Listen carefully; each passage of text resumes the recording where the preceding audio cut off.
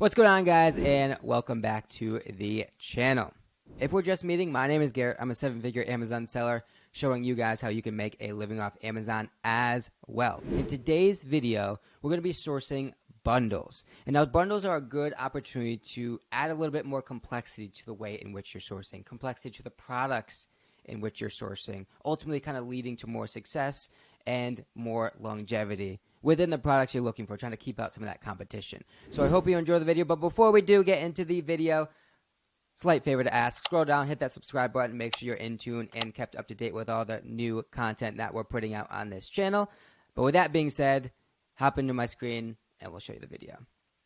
Getting right into it. Today we're looking for bundles. And the reason why we are motivated and it's beneficial to source bundles specifically is there's a lot of times the softwares that we're using, right? The tactical arbitrage, all like the automated searching and filtering and scraping softwares, they're going to miss the bundles, right? Because sometimes the UPC doesn't match up. Sometimes the name is a little weird. And so a lot of times people are skimming over and skipping over these bundles, and it leads us to opportunity to find the extra profit in our sourcing, right? Again, I talk about it all the time on this channel.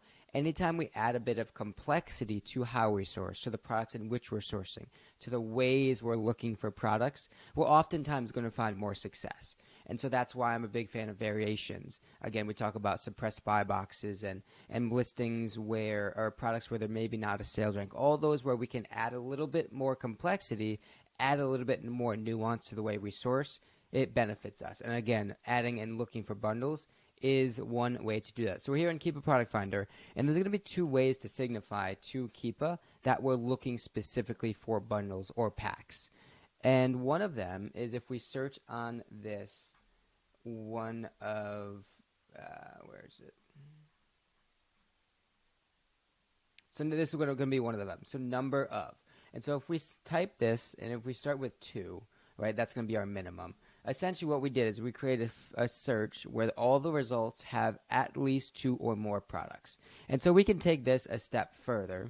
And so if we look in 2 categories specifically that are more conducive to bundles are, for example, grocery and beauty. Those are going to be where a lot of like the 2, 3, 4 packs are going to lie. And so we want to specify for grocery specifically. So we have now drilled it down to 350,000 products. We could also set an Amazon filter. Make sure we're not dealing with Amazon. And we're also going to do a sales rank filter. So we're going to do this at 50,000 in grocery. So now we're left with 28,000 products, which we can now go through and see what there is to potentially find. So we're going to skip over a lot of these Celsiuses. Actually, we're going to do something different. We're going to start our search at, say, 20,000, at 10,000, to try and filter out a lot of those big wholesale products, maybe 20,000. I'm really trying to get this down to like less than, a couple thousand, but we have 15,000 here.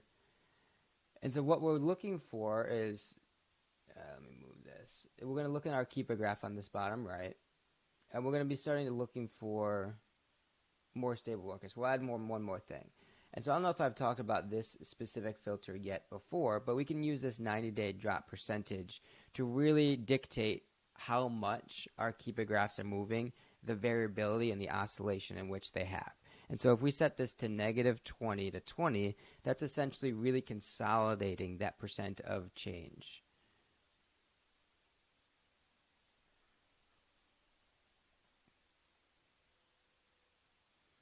So we would expect, right, as these Keepa graphs start to pick up here, a lot of these are going to just be naturally a little bit more consolidated Keepa graphs and more flattened. And so we'll kind of see it here, right, from the past 90 days. The buy box and the price point is generally pretty flat.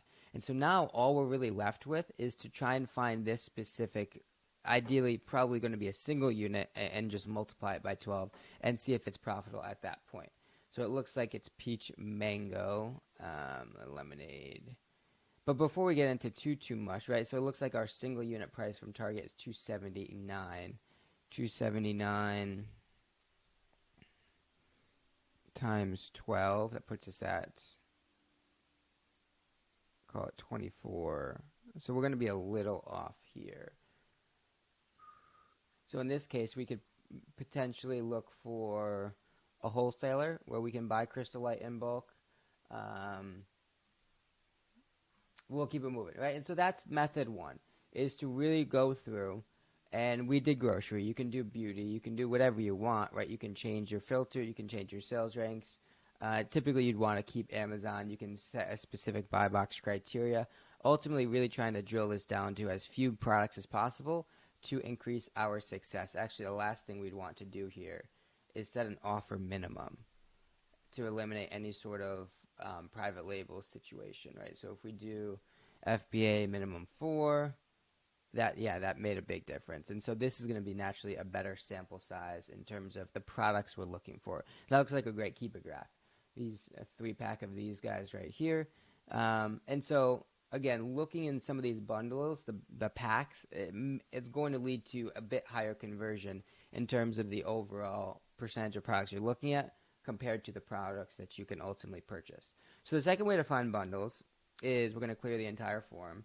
So we're going to scroll down here, and we're going to go into the size. And so if we type in pack, we can type in select all, cancel out the pack of 1, and now we're left with pack of 2, pack of 4, 3, whatever, yada, yada, yada. And so this is going to be really all of the bundling opportunities, but they're a little coded differently in the back end, so some of the products are going to be different. And so other than that, we can use the same basic filters, right? We can do 20,000 to 50,000, 5,000 products left. We can turn off Amazon, 3,000 products left, set a minimum buy box of 15 because we use a prep center, set a offer count of 3 or more. And so ultimately at the end of this, we're probably going to be left with a pretty small sample size, 49 products, in which now we can go through and identify. Oh, we even forgot our category filter too. So we drilled this down pretty quickly here. So if we turn on grocery again, we're only probably going to be left with a handful of products, 14.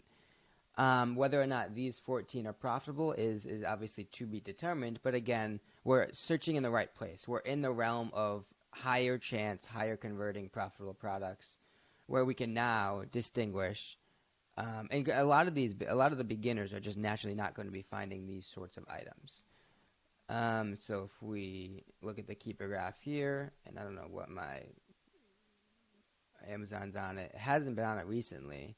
A 2-pack of or a 6-pack of these barbecue chips or something. Looks like maybe $3 is our purchase price. 2-pack for 6. Yeah, so it looks like about $3 is our purchase price. So that's not going to work nearly remotely close. But some of these, let's see if we can find a winner here before we end our call. This is the last one we'll check.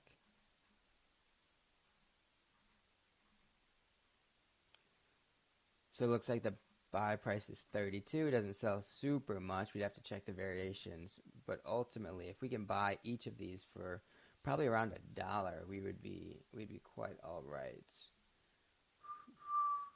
We're looking for some sort of Walmart. So maybe $1.12. So this actually might be profitable. Oh, $6, $6.12 for a 1-pack. So that's not going to work. But the process is still the same. And so this is, again, another way to source, another way to find products, another way to kind of put your realm in other sellers or put your sourcing criteria amongst other sellers and be looking at other sellers where you can find higher success. With that being said, guys, that's it for today's video. Hope you enjoyed it. Like the video, subscribe to the channel, and we'll see you in the next one.